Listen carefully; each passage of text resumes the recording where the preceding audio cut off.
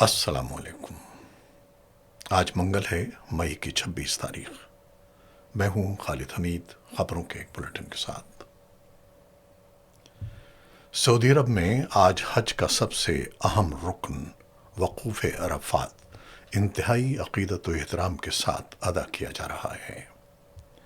دنیا بھر سے آئے لاکھوں حجاج میدان عرفات میں موجود ہیں، جہاں وہ عبادات، دعاؤں اور مناجات میں مصروف ہیں۔ پاکستانی عازمین حج کے ابتدائی قافلے گزشتہ رات نماز عشاء کے بعد عرفات روانہ ہوئے، جبکہ دیگر قافلے بھی ناظمین کی نگرانی میں پوری رات میدان عرفات پہنچتے رہے۔ وزارت مذہبی امور کے مطابق تمام پاکستانی حجاج آج نماز ظہر سے قبل عرفات پہنچ گئے، جہاں انہوں نے خطبہ حج کے بعد ظہر اور عصر کی نمازیں قصر جمع ادا کی۔ حجاج کرام غروب آفتاب تک میدان عرفات میں قیام کریں گے، جسے حج کا رکن اعظم قرار دیا جاتا ہے۔ اس موقع پر دنیا بھر کے مسلمان اللہ تعالیٰ کے حضور گناہوں کی معافی، امت مسلمہ کے اتحاد اور امن و سلامتی کے لیے خصوصی دعائیں مانگ رہے ہیں۔ وقوف عرفات کے بعد حجاج مزدلفہ روانہ ہوں گے، جہاں وہ مغرب اور عشاء کی نمازیں ایک ساتھ ادا کریں گے اور کھلے آسمان تلے رات گزاریں گے۔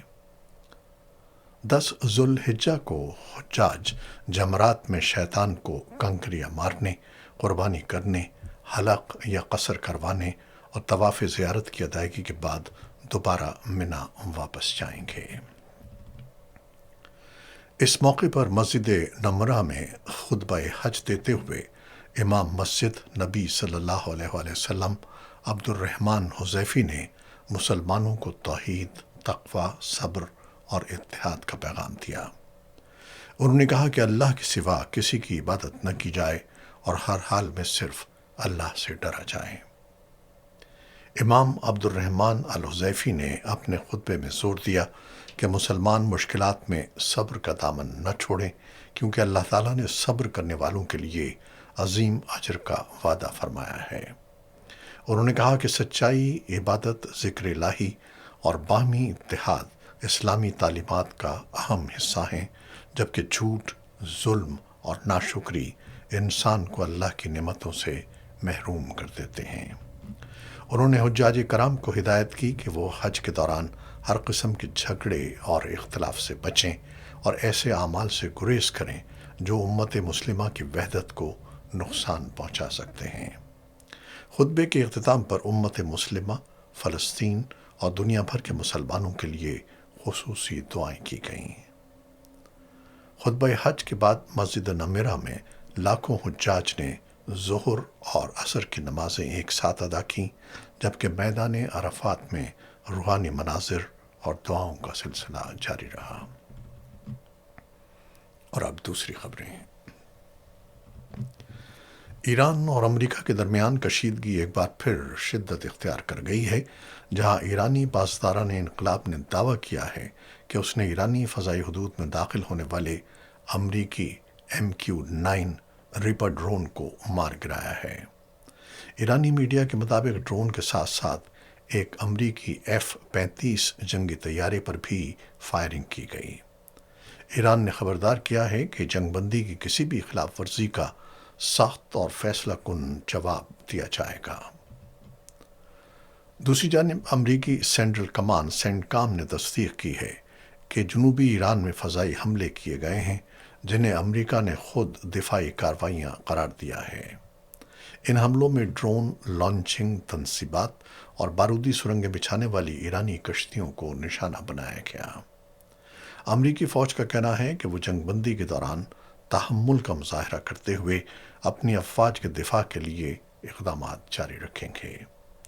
ان حملوں سے قبل ایرانی بندرگاہی شہر بندر عباس میں کئی دھماکوں کی آوازیں سنی گئیں۔ ایرانی میڈیا نے بعد ازاں کہا کہ صورتحال قابو میں ہے اور عوام کو پریشان ہونے کی ضرورت نہیں۔ بندر عباس آبنائے ہرمز کے قریب واقع ایک اہم اسٹریٹجک مرکز ہے، جہاں سے دنیا کے تیل اور گیس کی بڑی مقدار گزرتی ہے۔ ادھر تہران کے اعلیٰ مذاکرات کار قطر پہنچ گئے ہیں، جہاں ایران اور امریکہ کے درمیان ممکنہ معاہدے پر بات چیت جاری ہے تاکہ خطے میں بڑھتی ہوئی کشیدگی اور ایران مخالف امریکی اور اسرائیلی اقدامات کا حل نکالا جا سکے۔ امریکی وزیر خارجہ مارکو روبیو نے کہا ہے کہ آبنائے ہرمز ہر صورت کھلی رہنی چاہیے، جبکہ ایران کے ساتھ معاہدے کی زبان اور شرائط پر مزید مذاکرات میں چند دن لگ سکتے ہیں۔ اسی دوران اسرائیلی وزیر اعظم بنجامن نیتن یاہو نے لبنان میں حزب اللہ کے خلاف سخت کارروائی کا حکم دیتے ہوئے کہا ہے کہ اسرائیل اس وقت حزب اللہ کے ساتھ حالت جنگ میں ہے۔ علاقائی صورتحال پر تبصرہ کرتے ہوئے ایک ایرانی فوجی ترجمان نے خبردار کیا کہ اگر ایران کے خلاف مزید جارحیت کی گئی تو اس کا جواب صرف خطے تک محدود نہیں رہے گا، بلکہ اس کے اثرات خطے سے باہر بھی محسوس کیے جائیں گے۔ سعودی عرب نے ایک بار پھر واضح کیا ہے کہ اسرائیل کے ساتھ تعلقات معمول بنانے کا عمل اسی وقت ممکن ہوگا جب فلسطینی ریاست کے قیام کی جانب پیش رفت ناقابل واپسی ہو جائے۔ سعودی رائے کے مطابق فلسطین کے معاملے پر ریاض کا موقف بدستور برقرار ہے اور اس میں کوئی تبدیلی نہیں آئی۔ یہ بیان ایسے وقت میں سامنے آیا ہے جب امریکی صدر ڈونلڈ ٹرمپ نے سعودی عرب، قطر، پاکستان، ترکیہ اور دیگر مسلم ممالک پر زور دیا ہے کہ وہ ابراہیمی معاہدے میں شامل ہو جائیں۔ ٹرمپ کا کہنا تھا کہ اس عمل کا آغاز سعودی عرب اور قطر سے ہونا چاہیے، تاہم بعض ممالک کے مخصوص تحفظات کو بھی مد نظر رکھا جا سکتا ہے۔ دوسری جانب ایران کے سپریم لیڈر مجتبیٰ خامنہ ای نے خلیجی ریاستوں کو خبردار کرتے ہوئے کہا ہے کہ خطے میں موجود امریکی فوجی اڈوں کے لیے اب یہ ممالک ڈھال کا کردار ادا نہیں کریں گے۔ ادھر اسرائیل نے جنگ بندی کے باوجود لبنان میں اپنی فوجی کارروائیوں میں شدت لانے کا اعلان کر دیا ہے۔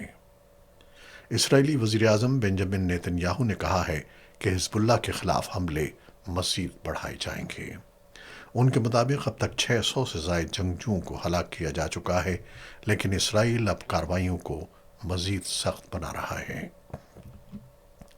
نیتن یاہو کے اعلان کے بعد لبنان بھر میں فضائی حملوں کی نئی لہر شروع ہو گئی۔ اسرائیلی فوج نے بیروت کے کئی علاقوں کو خالی کرنے کے لیے انتباہ جاری کیا، جبکہ مشرقی لبنان کی بقا وادی سمیت مختلف علاقوں میں حزب اللہ کے ٹھکانوں کو نشانہ بنانے کا دعویٰ کیا گیا۔ عرب میڈیا کے مطابق اسرائیلی حملوں میں ریسکیو عملے کے 7 اہلکار بھی جاں بحق ہو گئے۔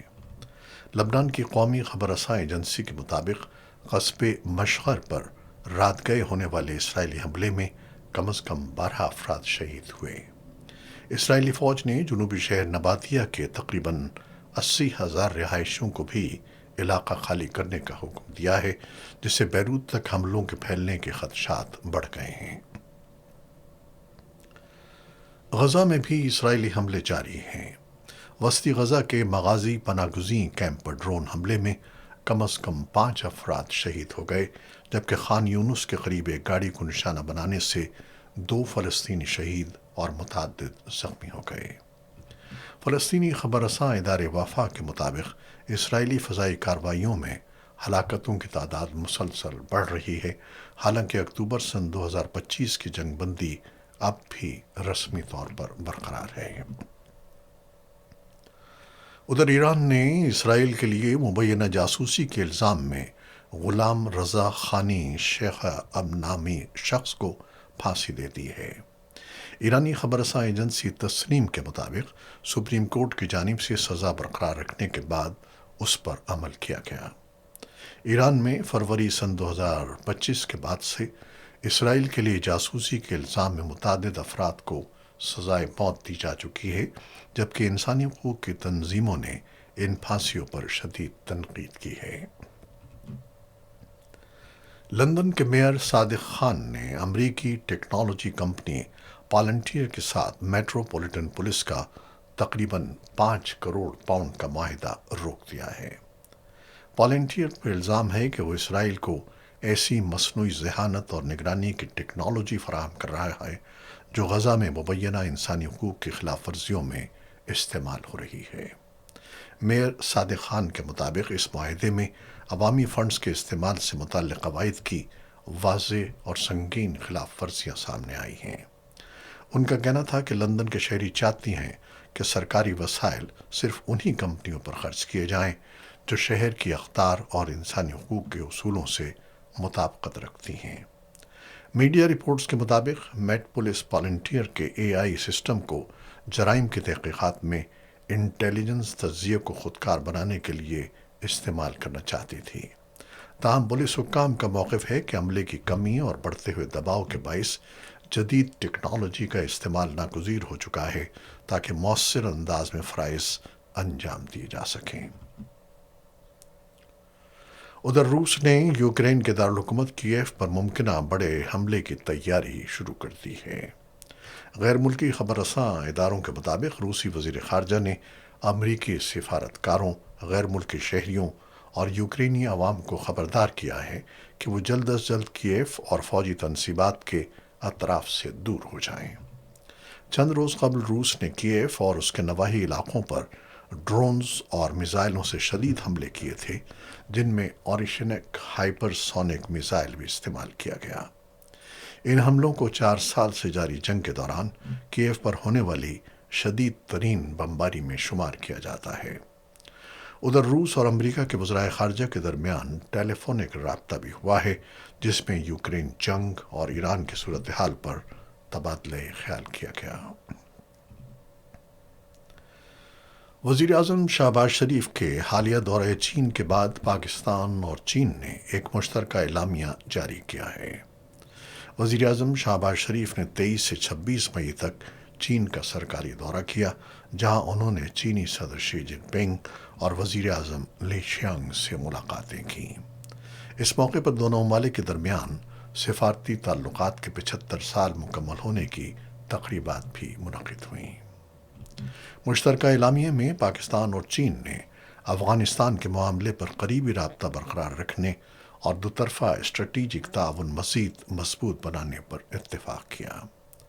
دونوں ممالک نے اس عزم کا اظہار بھی کیا کہ کالعدم T T P East Turkestan Islamic movement یا کسی بھی گروہ کو اپنی سرزمین، علاقائی سلامتی یا دہشت گردی کے لیے استعمال کرنے کی اجازت نہیں دی جائے گی۔ اعلامیہ میں پاکستان نے ایک بار پھر ون چائنا پالیسی کی مکمل حمایت کا اعادہ کرتے ہوئے کہا کہ تائیوان کے معاملے پر وہ چین کے موقف کی بھرپور حمایت جاری رکھے گا۔ کرکٹ۔ آسٹریلیا کرکٹ ٹیم کو پاکستان کے خلاف ون ڈے سیریز سے قبل بڑا دھچکا لگا ہے، جہاں کپتان مچل مارش ٹخنے کی انجری کے باعث سیریز سے باہر ہو گئے ہیں۔ کرکٹ آسٹریلیا کے مطابق مارش کی عدم دستیابی کے بعد wicket keeper batter Josh Inglis کو پاکستان کے خلاف 3 میچوں کی ون ڈے سیریز کے لیے ٹیم کا کپتان مقرر کر دیا گیا ہے۔ مچل مارش اس سے قبل انڈین پریمیئر لیگ کے فائنل میں بھی انجری کے باعث شرکت نہیں کر سکے تھے۔ اب وہ پرتھ میں رہتے ہوئے مزید طبی معائنے اور علاج کرائیں گے تاکہ مکمل فٹنس بحال کی جا سکے۔ یہ تھیں وہ خبریں جو یوٹیوب چینل پر ہم نے آپ کے لیے پیش کی ہیں۔ آپ ہمارے چینل کو دیکھتے ہیں، پسند کرتے ہیں اور اپنے کمنٹس میں اپنی رائے کا اظہار کرتے ہیں، جس کے لیے ہم آپ کے بے حد ممنون ہیں۔ اپنی ان محبتوں کو، ان کاوشوں کو جاری رکھیے گا۔ خالد حمید کو آپ اجازت دیجیے گا۔ اللہ حافظ۔